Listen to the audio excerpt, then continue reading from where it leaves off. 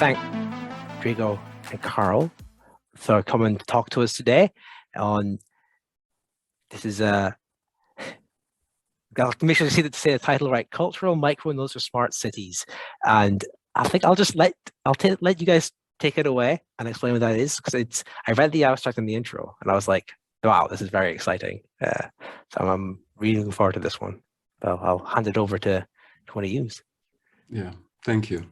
Thank you. Let me then take it from this stage, and I will immediately try to share my screen number 2. I hope this is going to work, right? Well, first of all, thank you as organizers for being so brave and innovative to let Carole and myself present this research piece, which is more like research design piece or call for research.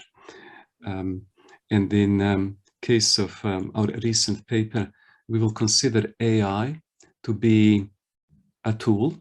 Our domain is very real, and it presents some specific challenges. And my claim to fame in AI is that back in 1985, I have attended the first conference on AI expert systems in London, and a few other things came a bit later on, like machine learning, etc. And I found myself 40 years later helping Carole in this very specific domain of art and culture. And I'm reminded by Alan Wilson's statement that we should think about the domains rather than methods that we use in our research or AI. And this is inherently interdisciplinary problem. Domain that we've got, which is art and cities, is going to be about economics and culture. And I will have a great case study in Carole's organizational experiment. And Carole will be describing this case study in detail. And then I will jump back into AI to try to formulate AI concepts that are necessary to actually continue designing research framework for this domain. And every link in PDF is clickable. So when this PDF is distributed, if you click on this illustration for our paper, you will be able to open this paper or Sir Alan Wilson's very old book, 50 years old book on urban modeling, etc. So smart cities are related to alternative cultures, and looking at smart cities, the idea is not to consider smart city tech as a device for risk management and safety in smart cities. We would like to recycle these technologies in AI in smart cities to promote or enhance city culture. So the infrastructure like 5Gs, Internet of Things, and mobile signals is all about the risk management and safety, but it is not about intangible values or real life in cities. And a great example is that what is considered prime real estate or the most expensive city to live is not exactly always the most livable city. There is a lot of research about that. And one can challenge our audience and ask them to put in the chat choice of a global city that they would like to experience when we talk, and we will reflect on these choices made of these cities. So the focus of our research will be cultural output of cities. There is a lot of related research about valuing urban heritage and valuing culture in cities. There is even a professional academic journal on both cities, cultures, and society. But we came to realize that most of traditional research is very classic. It is addressing traditional culture and traditional art, like museums and artifacts. It's all static, while we are interested in living city, in alternative culture, in something that you would call a buzz and edgy city culture, etc. And this domain would present some challenges from a policy viewpoint. There are also macroeconomic opportunities in terms of development and productivity in cities, or even invisible export. And specifically, the art in smart city, the urban art, is our target. And Carole is always reminding me to use podium art rather than performing art, because the concept of podium art is more elaborate in Europe. And we are considering problems that would be related to ownership of the podium art and valuation and distribution. And as a really hard sub-challenge would be to try to value this creative collective output. Because as we will see shortly in a few minutes in Carole's video, this transient, this pure flow of culture in a city is more like gig, and there are some weak economics, but on the other hand, we need to support this output. We need to provide these people with living wage, to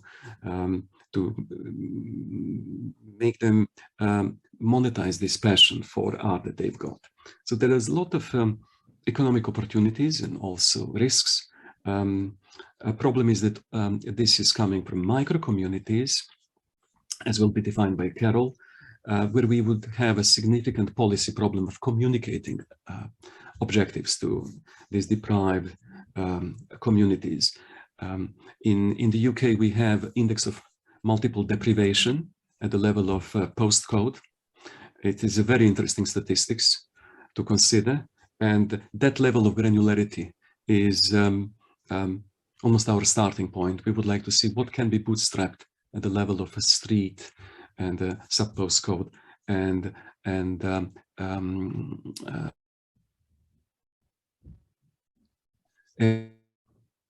methods to enable this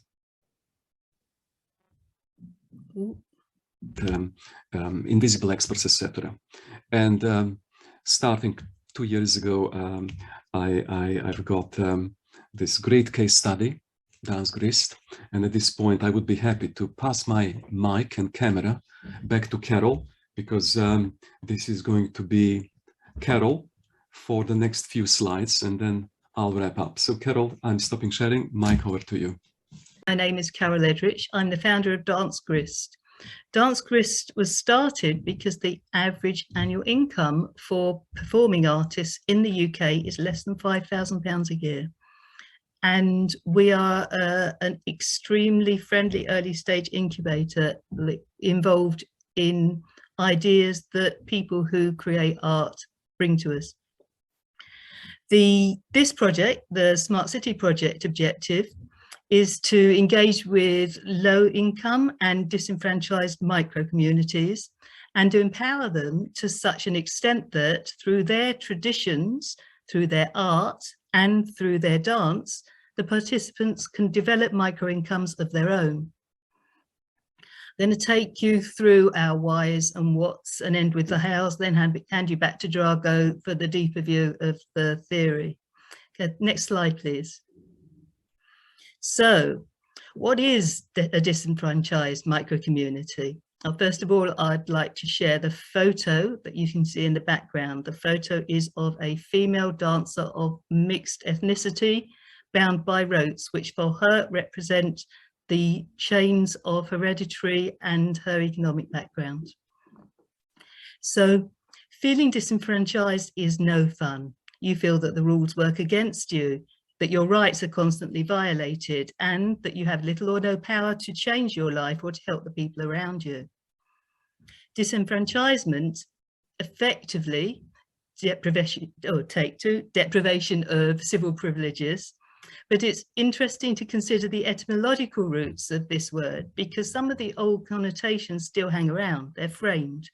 They lead to a kind of cognitive bias, a framing that the project hopes to avoid. Consider the old French verb privilege. The verb is privilege, grant, make free, membership of a town, citizenship status, and then the Latin prefix, which is the opposite of, lack of, exceedingly, utterly, apart, asunder, two ways, in twain. And you can start understanding why we feel disenfranchisement is so much more than the dictionary definition. Next slide, please. So the person on the back of this slide, there are two people. There is a female with a male arm with a hand over her mouth. And this was a performance of two dancers that wanted to talk about how they weren't able to talk about what was going on in their communities. So what is a disenfranchised micro-community? It's a collection of people. First and foremost, it's a collection of people, individuals. Even at this level, they're all very different. And what do these micro-communities of people have that is special? One or more of the following. They know their neighbours. They share something. It might be a way of thinking, a common language, local maintenance, events, traditions, a trade or a profession or a way of life. They know how things happen within their community and how they don't. They often know why. They have different ways of thinking and different perspectives. They have different forms of expressing themselves. They have different ways of engaging with their location, with art and with other people. So much lost potential for them, for us, and for society. Next slide, please. So this slide is you can't see it, but it's a group of about 50 different people, all with their fingers in the air, representing I am one. While our objective is to help them by showing directly and indirectly that they matter, and while we expect this to bring them in micro incomes and extend their influences, early indicators from pilots are that some groups are likely to bring in very much more. Next slide, please. And this is a slide. These are actually two Norwegian dancers who are dancing about how they're trying to bypass what they see as the hierarchy in the glass ceiling. And the more we empower these people and the more we help in their development, whether this is dance for others, a niche, a meme, or imaginative applications of hyper-local traditions that we've not yet imagined, and this has happened, the more we all benefit. Pilots indicate a likely snowball effect from community members themselves. We expect this will come from a consequent uplift in income. First it happens hyper-locally and then it goes outwards. And this again, by creating communication, by communicating with and discussing with people using their language of dance, we're finding that the kinesthetic learners take this on much faster and they actually talk to other people faster. Next slide, please. There are other benefits. The more we listen, the more we incorporate what we learn from them into what we know. The more resilient our thinking and the more coherent and resilient our cities become. Dance works better than the printed or spoken word to reach these people. Dance is many languages. It bypasses common heuristics and speaks to us personally, irrespective of who and where we are. To illustrate this, I'd like to share a 2-minute video. In it, you'll see dancers of 5 cities and 2 continents and 10 origins, expressing in their own way what you'll hear from the words.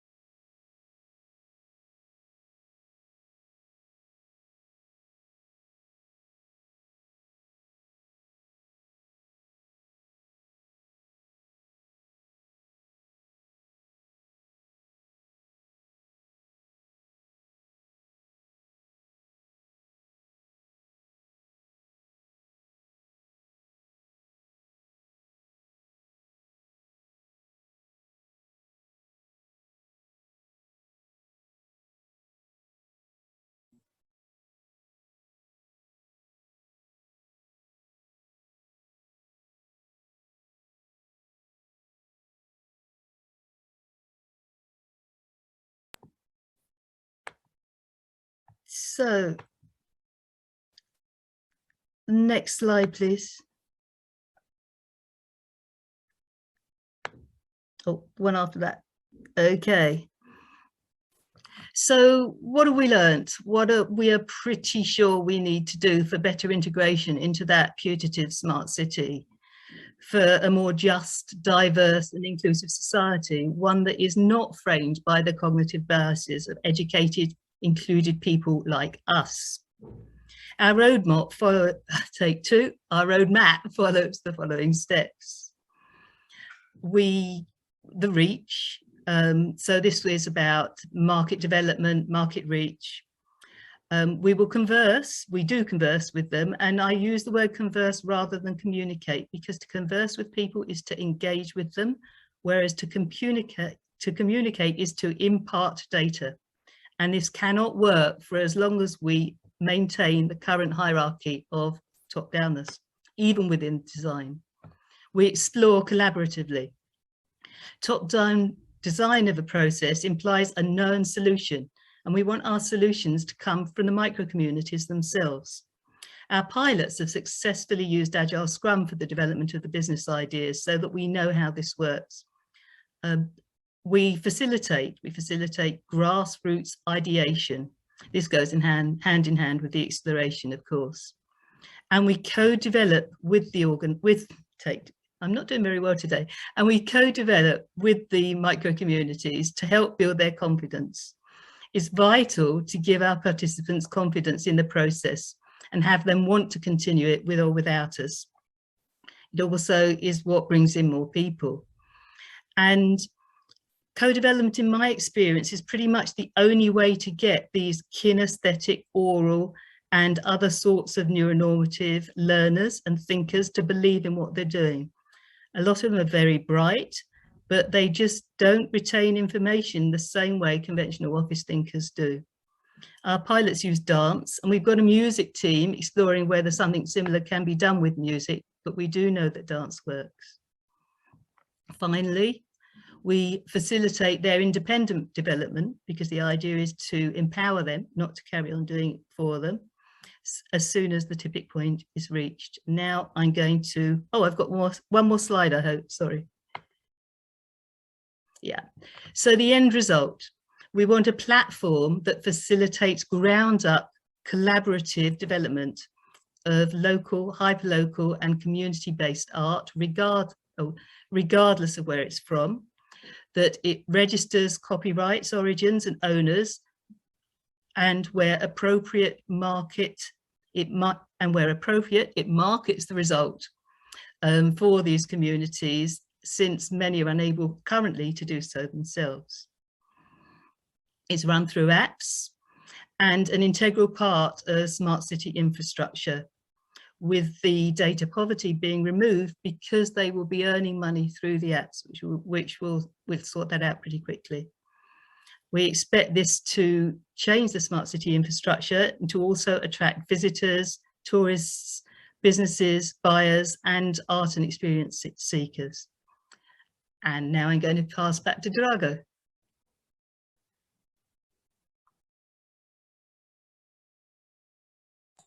Thank you, Carole. And I will go back to my set of slides and hearing once again a description of this case study.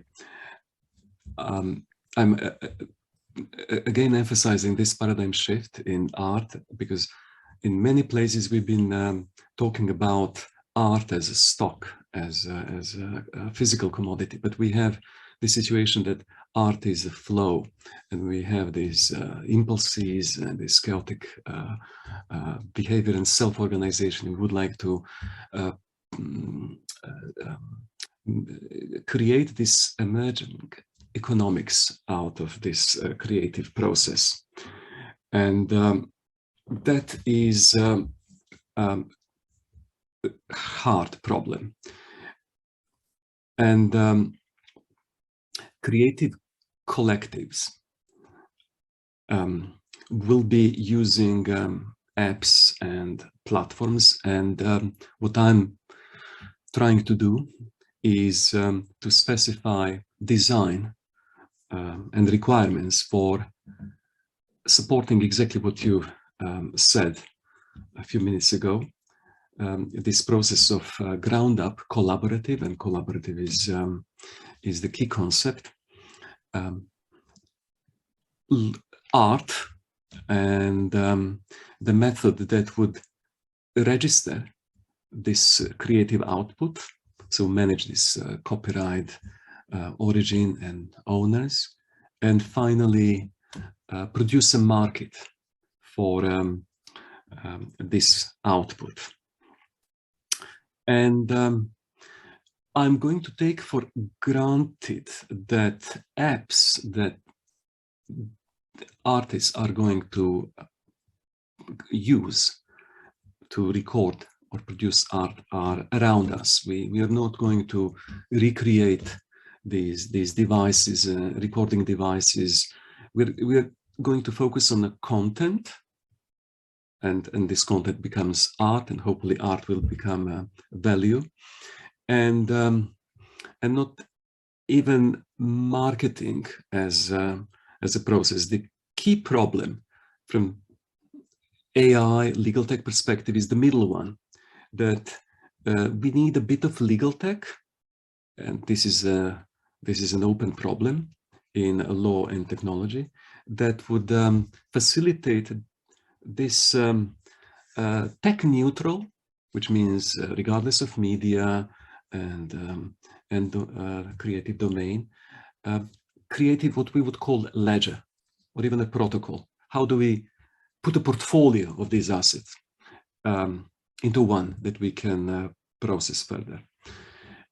And a bit of negative research, just to emphasize what didn't work or will not work, is just to contrast what Carole described to what is happening in NFT art, these tokens that are supposedly very valuable.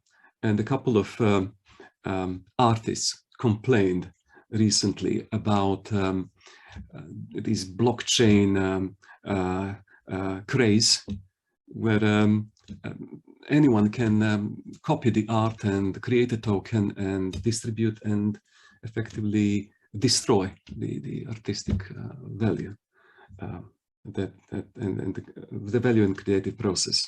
And also it is challenging the concept of true value in art, because suddenly the token itself, this NFT, is becoming a speculative asset. So people are betting on future popularity of a certain token rather than thinking what is good art or good music. And the concept of asset in this context should be expanded and adopted, because it cannot remain just a collectible like a token. It may be a form of membership, it can be something else, but it is definitely not a part of traditional art market. And I can even argue that traditional art valuation or market is breaking down when facing performing arts. And after this analysis, I'm going to do a deconstruction of this process, and I have to use some tech concepts in this. In the next 3-4 slides, I'm going to present some technological components that we trust are going to be useful for any form of content, because we have web standards and data standards today. Then we've got novel concepts like decentralized identifiers, and more recently verifiable credentials that came through vaccine passports and these interesting QR codes. And one segment that we don't have is a legal tech bit that would cover these collective agreements and ownerships and copyrights and concepts, etc., etc. But at least the first two are coming reasonably fast. The first one, so-called decentralized identifier, is something that came after a few things that you would recognize as the address, because we understand that there are all these www type of addresses, after which we've got our social media and big tech accounts 20 years ago. So big tech companies have already created accounts for all of us, this Web 2.0 capture. And luckily, over the last 10 years, these blockchains and all sorts of cryptocurrencies came through. But the latest addition to this stream of possible identifiers was DID, Decentralized Identifier, or what is called the Trust Network. And at the top level of internet, which is W3C, we've got this standard whereby we can assign this DID code to just about any subject. So these DIDs can be assigned to people, that they can be assigned to physical devices, so Internet of Things, but they can also be assigned to groups or logical things or organizations, which is great. And the subject of identification can be the controller of itself. Why is this so relevant in discussing digital identity or creative identity? Is that following to all sorts of problems in big tech, we are approaching this Web 3.0 environment that is about sovereignty of our digital identities. And the idea is that the creator can control how is any piece of information presented to anyone else. So the fact that we can issue multiple DIDs for different activities and enable creator to share what is really necessary and protect what is not necessary, and even use pseudonyms, implies that there cannot be infringement of copyright or a case of mistaken identity, etc. We can manage this process of digital identity of just about anything. And a very strong statement is the last one, that if any identity system, present or future, will not use DIDs and verifiable credentials, then we don't have this self-sovereign identity. And this is a very deep and profound meaning of digital identity at the top level. Why is this relevant? Because we've got these creative collectives, and we have a problem in managing collective ownership of asset they create. And the individual identity they will have should be now transposed into this micro community or collective identity.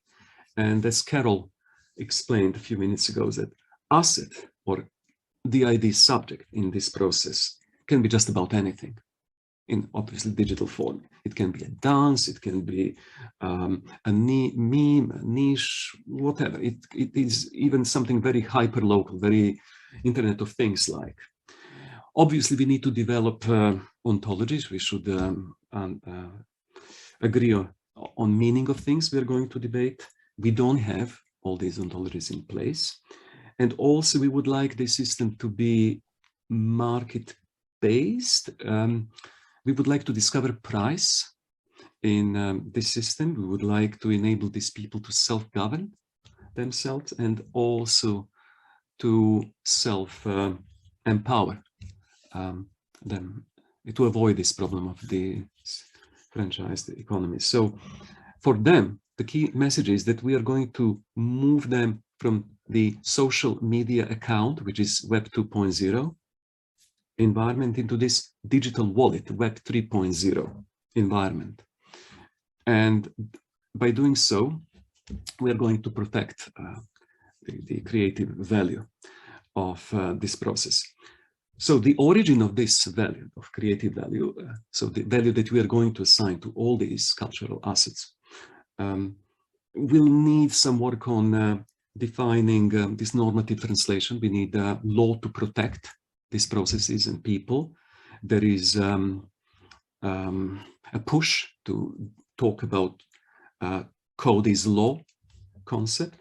So the traditional licensing and contracts in art should be rephrased in this novel form. And we could consider this creative ownership to be a consideration in a future legal tech contract. And if we do that, if we start approaching that, we will be able to challenge this traditional art market, if you like, or distribution channels, which is so dominant, all these Netflixes and Disneys, etc., because we would be able to support self-distribution or peer distribution channel. We are going to avoid problems of permissions in art distribution. So this law for digital assets and digital contracts will get us closer to better economics or better output for creators. And this creative identity will be contractual. It can be taken as a portfolio asset owned by this collective. And in doing so, we would be able to manage consent for various forms of derivatives of this output. So let me summarize this abstract, very abstract introduction. Is in the creative identity and economic ownership that we are trying to merge would be extending the individual identity. And on the right is a little diagram of identity that we've got today, which follows this process for just about anyone, where we need to validate our own identity on internet.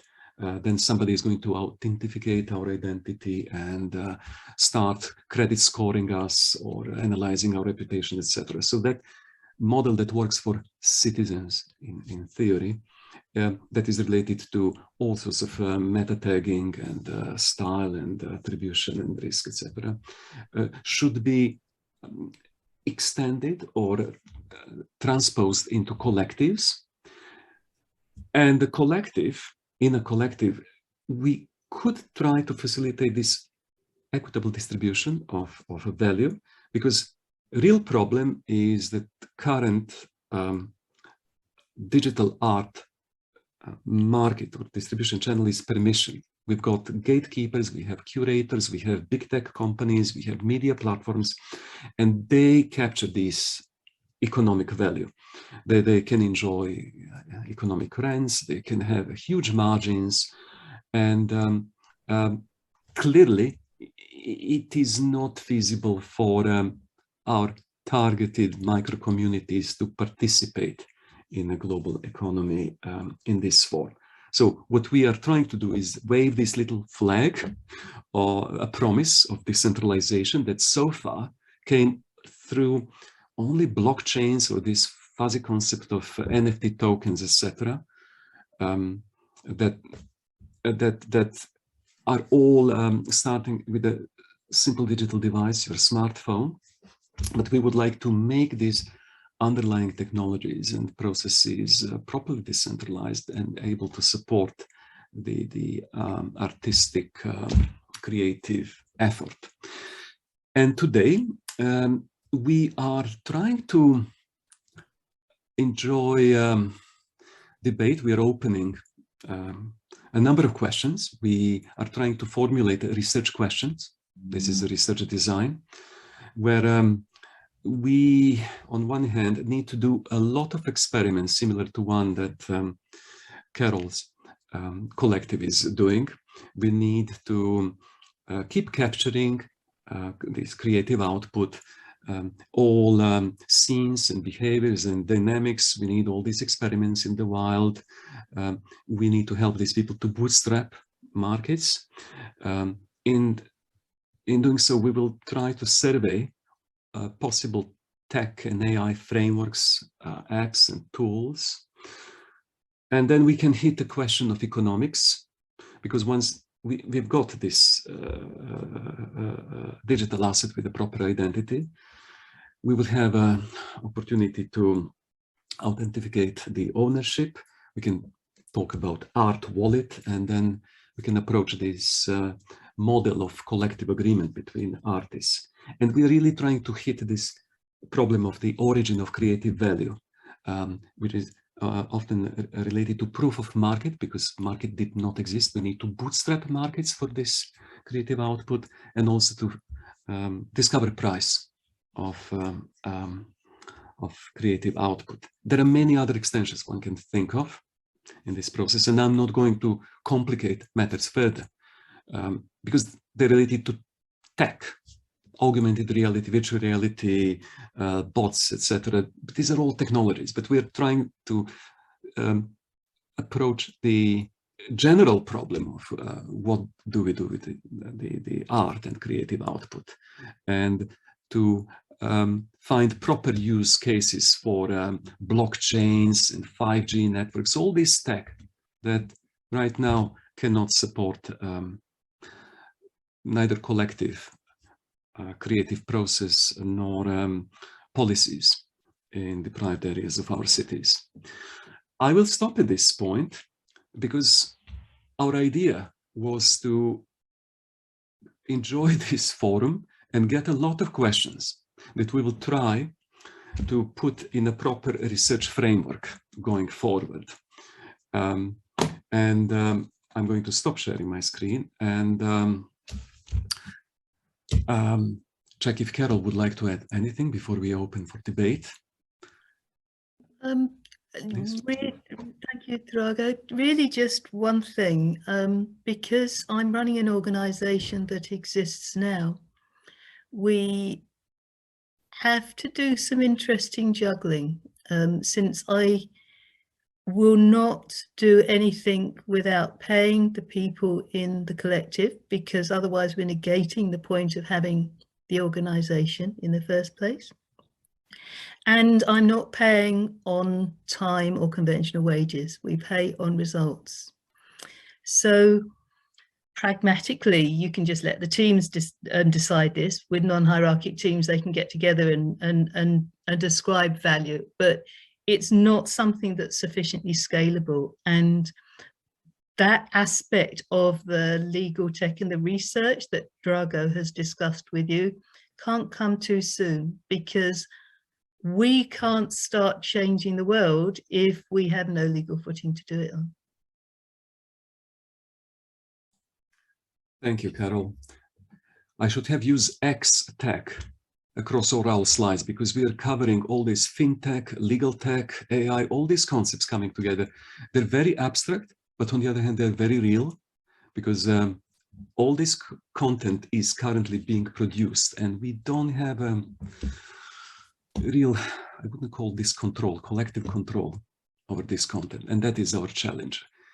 We're trying to source support from academics.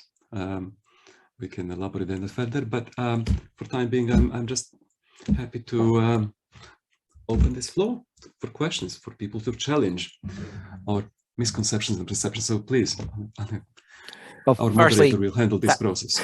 Thank you so much for a little round of applause. That was amazing. That was very informative. I have lots of questions, but I'll ask if anyone else first has other questions. Joseph Dingley, you can. Hello. Yes, sorry for the lack of face. So one question that struck me almost immediately when you talked about the advantages of decentralization was that I have recently been reading an awful lot on international comparisons to do with central bank digital currencies, and how a lot of states are taking a tenuous position on the use of decentralized alternate currencies in their nations. And I'm wondering, do you think in the area of licensing art and granting permissions that there will be government steps to license it? I mean, for instance, China has taken a distinct step already, and it said, we will be the exclusive providers of central bank of digital currencies. And I just wonder, does that apply in this field too? And does it need to be that this is done apart from government, or could government actually be a supporting agent in licensing? Perhaps I should take this question because it is very fintechy, and in our context of art and culture, we are not really concerned with money as store of value of medium exchange or unit of account. The people will be paid in their own currencies.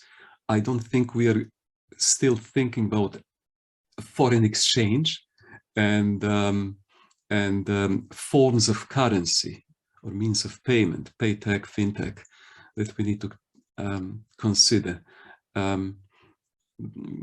because the core issue for us is to define asset rather than think about a currency that would be used to make markets in that asset, if that makes sense. If you don't mind me saying, I actually agree with what you're saying. What I'm pointing out is that, at least in the case of currencies, I think there's a number of states who are showing that they are not big fans of having decentralized definitions of this sort of thing. And I'm wondering if that applies, if you're worried that will apply in the art world too, basically. If you think that the states will say, this is what art is, this is the transferable asset. Great question, Carole. I mean, do we believe that the national policies will be influencing art markets? I think it's a very interesting one, because while you can see that large organizations would want to have some kind of monitoring and control over any kind of value creation, since they will never be able to, please God, they'll never be able to control the creation of art. It's a different point. For as long as art is created by independents, there must be some sort of balance or check. So yes, what you suggest is a really scary possibility, but I don't think it's practical. That's pleasant to hear. Yeah, if I may just reform it, because we are targeting public spaces, or if you like, commons. If I hit a problem in public space with any form of permissions and sanctions, etc., then I can extend this framework to fight back by using privacy coins, secret contracts, and some very heavily protected fintech concepts to hide or protect this value. But for time being, we do not see CBDCs or governments as a threat. We believe that this is more of a case for impact investment. I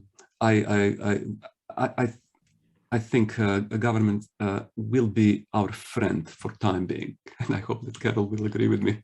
I think what you say there is very interesting, because it makes me think that we could also present micro communities' value generation as a hedge against some other, and that makes things much more resilient if we can find a way to do that. I think it's a very interesting future idea to play with.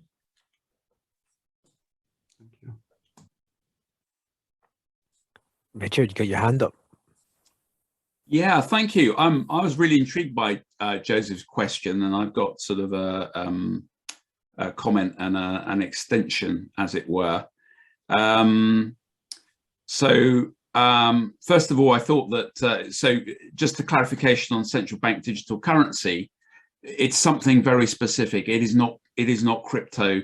It's not intended to be decentralized in any way, shape or form. It's basically central governments issuing their own currency, or the sovereign currency, and nothing more, nothing less. So it's basically fiat currency in digital form. But my question, I guess, to Carole is, art in and of itself must be decentralized by, by its very nature. If you'd care to comment on that, then I'm going to come back with something else.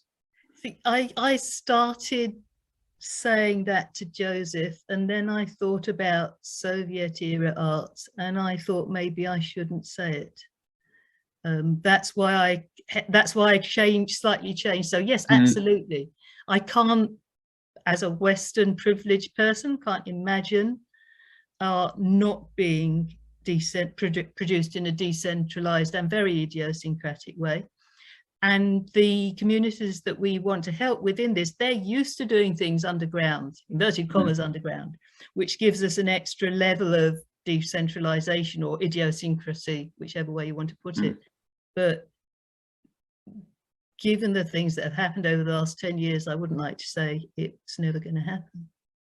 Sure. I mean, so I'll come back now. So that sort of state control, never say never. The state decides what is art, what isn't.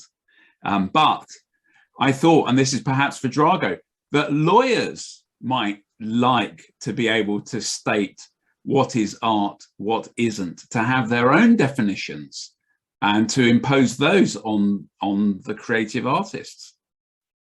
What do you think? Wouldn't the lawyers love it to be able to sort of state categorically, to have definitions of what is art, what isn't? Thank you, Richard. That is why we will, or we have to address these top-level ontologies to know what we are talking about. But I would like to think that lawyers are not going to get involved in price discovery. I would be happy to let lawyers set boundaries in terms of personal information, a crime in a given legal system, but not more than these basics, if you like, top UN human rights concerns. And I don't think we will have a real problem with lawyers at top level in terms of compliance. We're going to comply, right? So this is going to be legal stuff. But for lawyers to think what are the boundaries of artistic impression, and in any case, probably there will be no economics for lawyers to get involved at the level of disenfranchised micro community in a very deprived region or a city, right? So okay, we'll happy with that answer. And finally, I just wanted to comment that Alicia Colson, it's a shame she's not here. She's a member of our group. This is right up her street. She's currently traveling in the US, so couldn't be here today. But she's looking at NFTs and rock art, in fact. And yeah, you definitely need to meet her.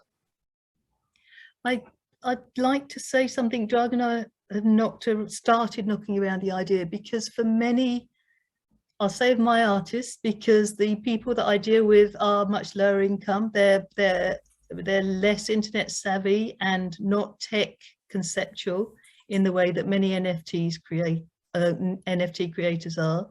But there's already a disparity in the way different creators consider NFTs, and that is because of the legal tech and tech framing of the ideas rather than the way they're created.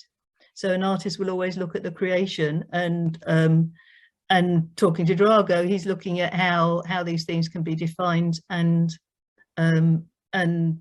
value-wise, for want of a better way. So there's already a conflict here.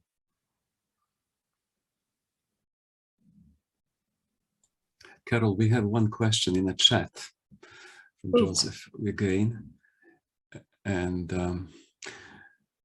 when regretfully produced collective content is a very interesting one. It's almost illegal. How would you like to read this? Pragmatically for me, again, I'm trying to make an organization that works now. So we have private, non-hierarchic groups that collectively own the copyrights of what they produce. And we go with whatever legal format we can fit that into and do our own agreements behind it. Sorry, just to clarify, I rather meant more for an individual. Say I was a young person and I've produced some counterculture art, and a few years later I discover I've changed my view, but I'm part of a collective piece of content that was produced. So presumably it's pretty difficult for me to remove or to kind of take that away. And I was just curious. It's not meant to be a criticism, or like, it's a genuine curiosity. I'll tell you in 10 years.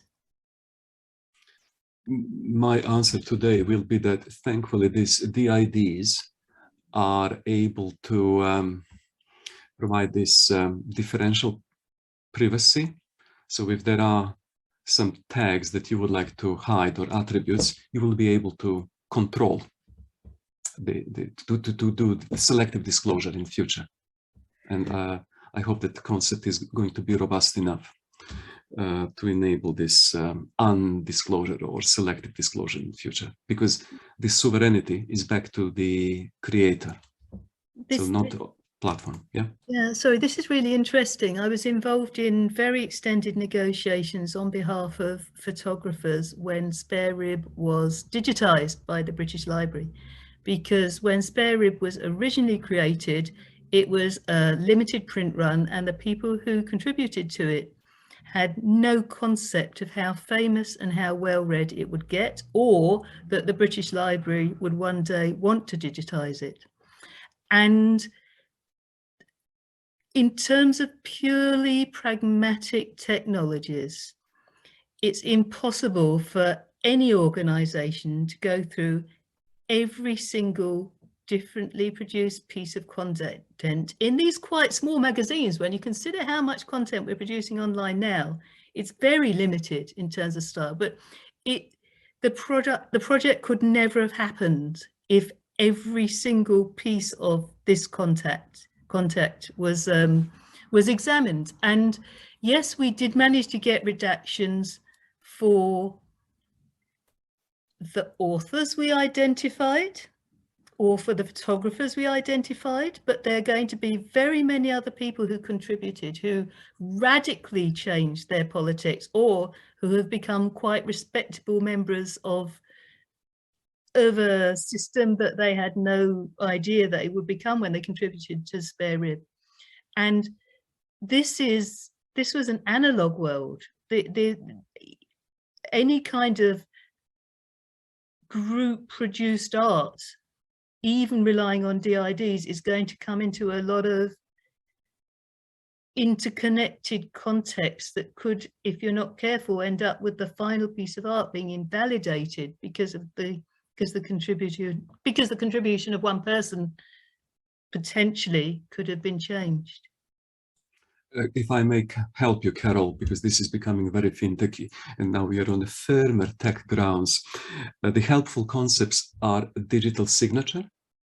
So you digitally signing a transaction or release of information, etc., that I took for granted in my slides, and therefore a consent, and the multi-sig concept where n out of m people can sign something to validate release of funds, etc., in cryptocurrency communities, is probably applicable in this context. I mean, obviously, it's a governance problem and design for governance, but there are tech primitives that can support a form of fairness or democracy, if you like, in this context, right? Majority rule or whatever. We can design a governance to fit desired goal. And that is one of our research questions. How do we establish this formally? But it's not that bad today. I hope this helps Joseph and others. It does. It makes me think very much of that quote, the best of a bad system, where democracy, even in computers, or cheaters and consensus, etc. Right. Okay, good. Any other questions? If there's no more, I think we're just also at 5 o'clock. So I'll say again, thank you to Carole and Drago for coming and talking to us. I think we all agree that was incredibly fascinating. I really enjoyed it. I was really excited for it. It lived up to that. So yeah, thank you very much.